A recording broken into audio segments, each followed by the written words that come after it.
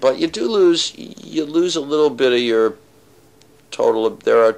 You lose a little bit of your total ability to go fuck off. It dies out a little bit. Yeah, sure.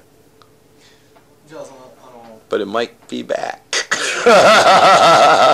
Friday the 13th, Part 4. Iggy's back.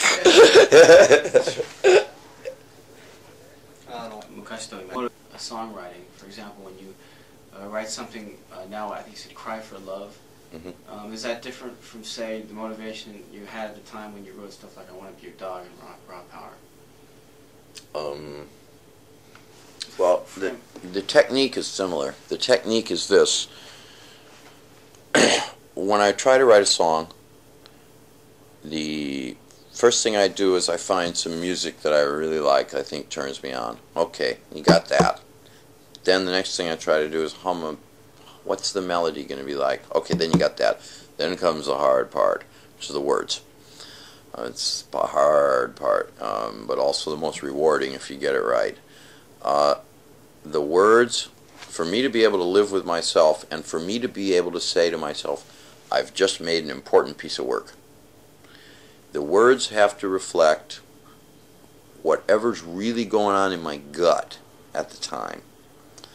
Now, as long as it's what's really going on inside you, then I assume that other people will also recognize its importance, if not immediately, then in time, as has been the case with my other work.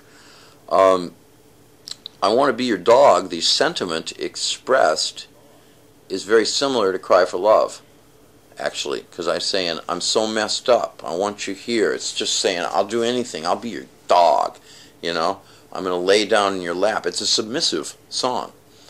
Cry for Love is similar. I'll do anything I have to do, but you're going to love me, and that's that. However, in Cry for Love, there's also much more extra anger expressed than in I Want to Be Your Dog. In other words, in Cry for Love, the guy is also really upset about just daily life.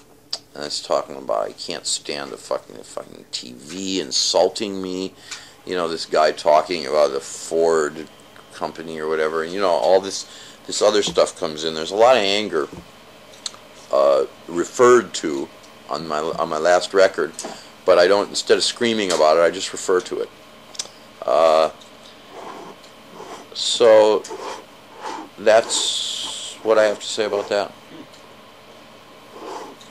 Motivations deviate somewhat, but the main idea is to try to do always, whatever it is, it's got to be something that's important, in that it's what you're feeling in your gut. And the other thing that you try to do, like a good novelist, is always very important, be specific and make references to the actual things that you are really doing in your daily life.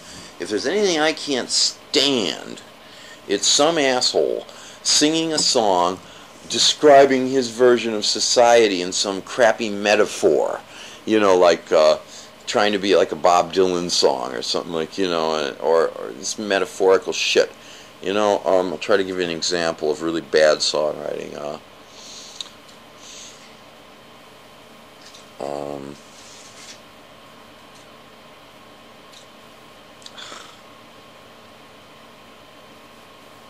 Like the windmills of your mind. All right, you know what I mean? You know, and all this, you know what I mean? And yeah, you got the idea. Yeah. Okay, with me, right from the start, like in No Fun, the guy in No Fun, in the middle of the song, in the bridge, he picks up the phone and calls his mother.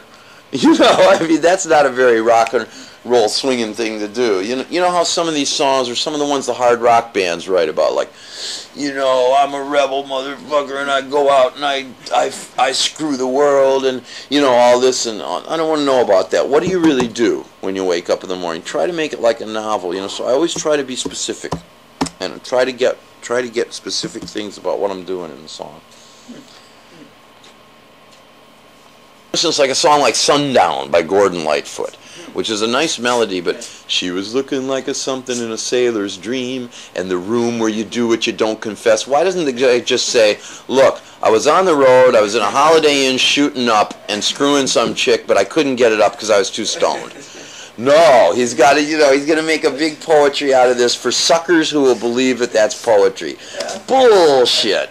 I guess some people like that. They love it. I know. Oh, they love it. They'll pay. They pay money, make these guys rich. The night slaying the dragon to get to Guinevere. Yeah, exactly. I don't want to know about that. That's bullshit. You got it. Okay. But it's not that I don't. But on the other hand, now on Raw Power, you had songs directly saying, "I just want to fuck you. This is no romance," or on Metallic KO, "Cock in My Pocket." But now I have a romantic side, and I'm not afraid to express it. But in my song Fire Girl, the girl that I love and that I'm talking about in the song, I also mention, I say, I love you when it was all right. I'll love you when it all goes wrong. Like I know you're going to have some bad times, baby, or I talk about her fear. Just try to make it not so, Anyway, that's my approach. Somebody else can have their approach. I like that. That's very funny. Guinevere, that's right out. Just one last question. Yeah. Something like, I don't know how that ties in what you're saying, but a song like China Girl. I was just thinking, how I do use imagery. Everything I was saying is not true. I'm just thinking like search and destroy. I call myself a street walking Cheeto with a heart full of napalm. I don't have a tail, and I don't have any fire. So I lie, don't I? It's a bit contradictory. Back to the beginning of the last question there. Well, China Girl was written about a real girl. First of all, she's Vietnamese, but I use a little poetic license. But it wasn't like meant in like a sarcastic sense, right? It was like oh no, that was an honest, real song. I felt miserable at the time, and the only times I felt good was when I saw this girl. And I used to have to. She was married, and I used to have to sneak over to see her. Yeah, and even the part about being Marlon Brando, they had banana trees around their home. And I'd go over in fatigue pants, and I felt like Brando in the Young Lions. It was just, no, that was very dead serious. That whole song, dead serious, and just serious.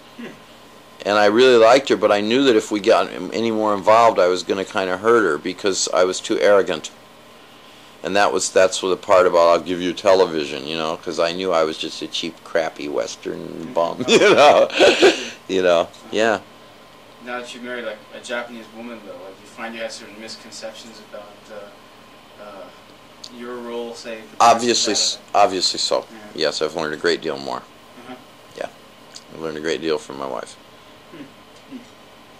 But nothing that would cause you to go back and erase the lyrics. No, not at all. No, it was a good song. Made you cold bucks and royalties. Yeah, that's right. Thanks a lot. Thank you. All right, very good. I guess we'll get some photos. All right, cool.